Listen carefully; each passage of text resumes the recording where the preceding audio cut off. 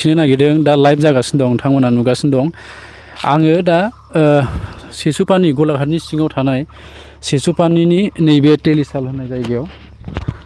बे टेलिसाल होननाय जायगायाव आं दङ बे जायगायाव माखासे कसारि राजानि बायखोन्दा माखासे नेरसोनफोर दं गिबि गिबियाव नोंथांमोननो बेखौ दिन्थिनो नाजाग्रोगोन आं दिनै आं हिस्टरि माखासे जारिमिनारि जायगाफोरखौ आं दिन्थिनो नाजागोन गिबि आं नैबेनिफ्राय आं जागायगोन नोंथांमोननो जोङो सोरबा मिथिगौबो जानो हागौ सोरबा मिथियाखैबो जानो हागौ नैबे गलाघाट जिल्लायानो होनांगोन गलाघाट जिल्लाया कसारि राजानि माखासे बायखोन्दा नेरसोनजोंनो माखासे बुंफबनानै दं नाथाय बेखौ बबेबा जायगायाव थानाया दासिमबो माने बेबायदिनो गोलैसोनानै दंलाबायो बबेबा थानायखौ एसे फोसाबबायबो आर्किअलजि डिपार्टमेन्टनिफ्राय नाथाय नैबेयाव थानायखौ दासिमबो फोसाबनाय जायाखै आं नोंथांमोननो दिन्थिगोन बेवहाय अम लिरनाय दं बे अम लिरनाय बे अन्थाइ खाम्फाया टेलिसालनि ब्रह्म मन्दिराव दङ ब्रह्म मन्दिर नोंथांमोन आं दिन्थिहरदों आंनि बेक साइडथिं ब्रह्म मन्दिर दङ बे ब्रह्म मन्दिर बेयावनो दङ माने बे साखाथियावनो दङ बियो नोंथांमोन आं दिन्थिगोन मा दं बेवहाय नोंथांमोन आं दिन्थिलांगोन जारिमिनारि बे मोनसे माखासे बेवहाय खाम्फा दं नैबेहाय अम लिरनाय दङ मानो होनबा बेनि खाथियाव ब्रह्म धोरोमनि मन्दिर दङ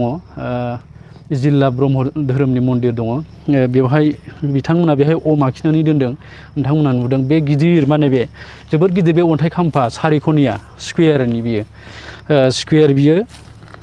माने ओरैबो समान गोलाव गुवार गासैबो समान जोबोद गिदिर बियो आंजों बियो एसेबां फुट जागोन 4 फुटसो जागोन बियो 4 फुट नोंथांमोना आं दिन्थिबाय आरो नोंथांमोना आरो मोनसे आं दिन्थिबावगोन नोंथांमोना गोदोनि इथाखौ नुवाखै नङा होमबा गोदोनि इथा जुदि नायनोबा नोंथांमोना गलाघाटआव फै गलाघाटआव गोबां दाबो बेबायदि जायगा दं जेरावनाखि गोदोनि इथा नोंथांमोना नुनो मोनगोन गोदोनि इथाया माबायदि नोंथांमोननो आं दिन्थिनि नैबे जाहैबाय गोदोनि इथा नोंथांमोना बिनि गिदिरखौ नाय पिकचाराव नोंथांमोना फिसा नुनो हागौ नाथाय बिनि जिथु गुवार बिनि गुवारा खमसे खम माने 6 इंसि 7 इंसिसो जागोन माने गोलावाथ' बे जनायसो गोलावा 1 फुटसो थांनो हागौ मोनसे दङ एकदम जयै मोनसे दं बेखौ आं उनाव दिन्थिगोन बे एसे बेलेग जायगायाव दङ नैबे माने जनाय खिन्थु 1 फुटसो जागोन बिनि गोलावा आरो गुवारा माने 7 इंसि बा 8 इंसि बिदि जागोन बेखौ नोंथांमोननो दिन्थिबाय बे गासैबो गोदोनि इथाजों बुंफबनाय जला जलि बायखोन्दा दं नैबे खाम्फा बे खाम्फाया जाहैबाय गोदोनिनो नायदो नोंथांमोना बे खाम्फाया माबायदि नैजिं माने ओरैजाय दै गलांग्रा दङ जानो हागौ बेजों माबा मोनसे दंबावोमोन जानो हागौ खिन्थु बेखिनियाल' बेवहाय दङ दा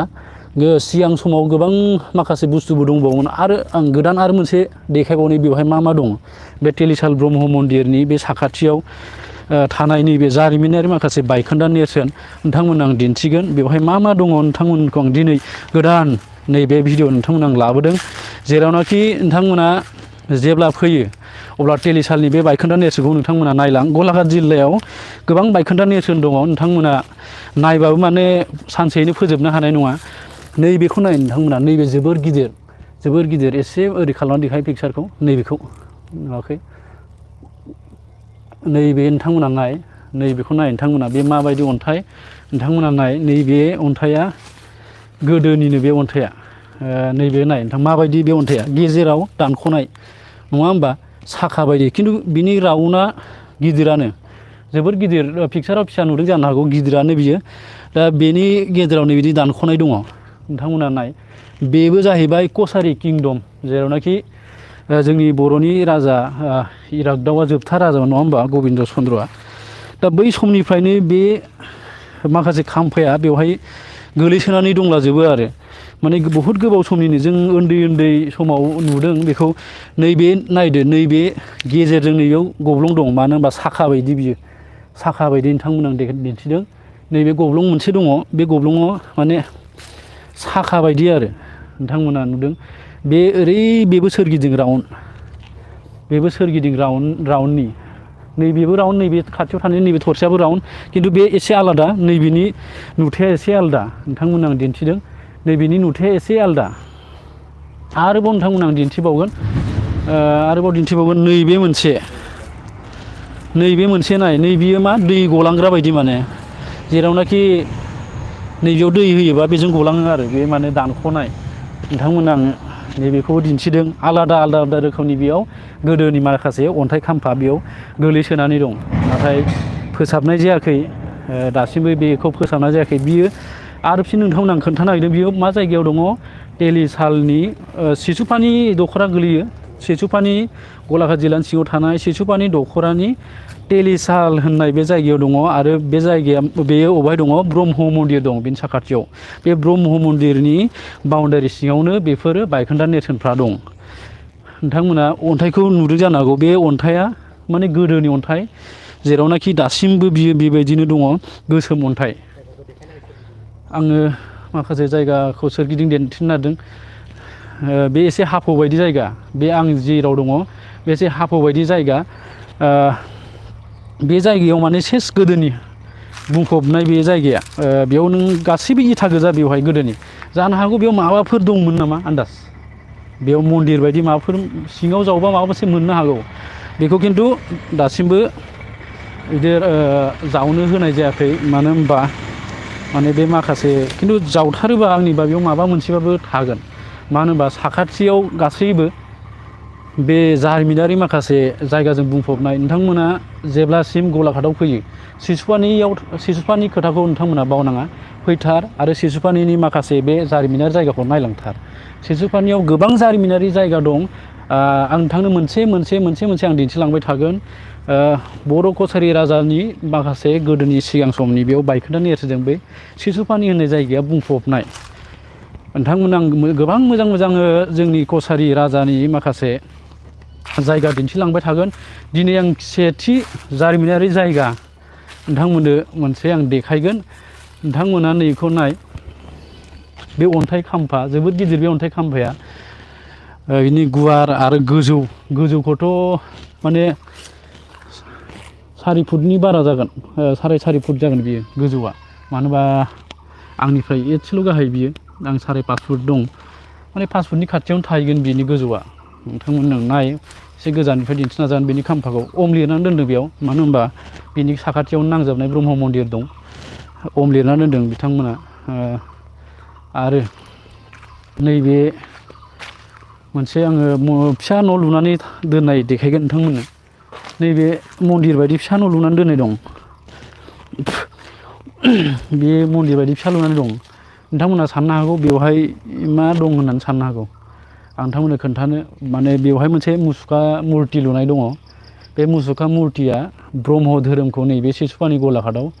गिबियै फोसावजेननाय बिथांनि बेवहाय मुसुखा बानायनाय दं देबल बाबा होनो बे जायगानिनो बिष्णुपुरनि थागिबि बिथाङा बेवहाय बिनि मुसुखा लुनानै दोनदों बेखौ बाउण्डारि होनानै दोनदों आरो बेयाव हाबनाय आरो नायनायखौ माने बेवहाय रावखौबो माने एसे बाधा दङ आं बेनिखायनो बेयाव हाबनो सानाखै दा जारिमिनारि जायगायाव नायोब्ला माने नैबे सिसुपानियाव बांसिन माने नुनो थाङो आरो बे सिसुपानि जायगायाव बिनि 1 किल'मिटार डिसटेन्सआवनो जारिमिननि बुस्थु मोनो आरो हा जावनाय मानाया एसे बबेबा बाधा दं जेराव नों हा जावो बेवहायनो माने माखासे मुर्तिबो मोननो थाङो गोबां मुर्ति दं बे जायगायाव सिसुपानि बे एरियानियाव गोबां मुर्ति मोनदों आं बे मुर्तिखौ नोंथांमोन आं दिन्थिगोन उननि भिडिअ'आव आरो ओरैबायदि माने सोमोनांथाव जायगाबो दं बे जायगाखौबो आं नोंथांमोननो दिन्थिगोन जि जायगाया माने बारा गोजान नङा बिनिफ्राय 1 किल'मिटारबो जानाय नङा होमबा आंजों लोगोआव दंफायो फंबाय सासे दङ जों सानैजों दा बेयाव दङ आरो बिनि उनाव जोङो राजाबारियाव थांगोन माबा कासमारियाव 5 किल'मिटार डिसटेन्स नङा होमबा बारा गोजान नङा बियो बेखौ आङो लाइभ देखाया मोजाङै मोजां आं साफायनानै नोंथांमोननो गाबोन बा समफोर आं बे भिडिअखौ लाबोगोन नोंथांमोना नाय बायखोन्दा नेरसोन जारिमिन कछारी राजानि बे डिमापुरजों गोरोबनाय माखासे बेयाव बायखोन्दा नेरसोन दं सोरबाफोर फैदोंबो जानो हागौ सोरबाफोर फैयाखैबो जानो हागौ आङो जायखिजाया जोबथा आङो दसे सम नोंथांमोना आरो बेखौ दिन्थिनो नाजाबावगोन आं बिनि उनाव नोंथांमोनजों आं दान्दिसे सम बिदाय मा जारिमिननि माखासे बेयाव मुवा बेसाद दङ नोंथांमोननो आं मोजां दिन्थिनानै दोनथ'नोसै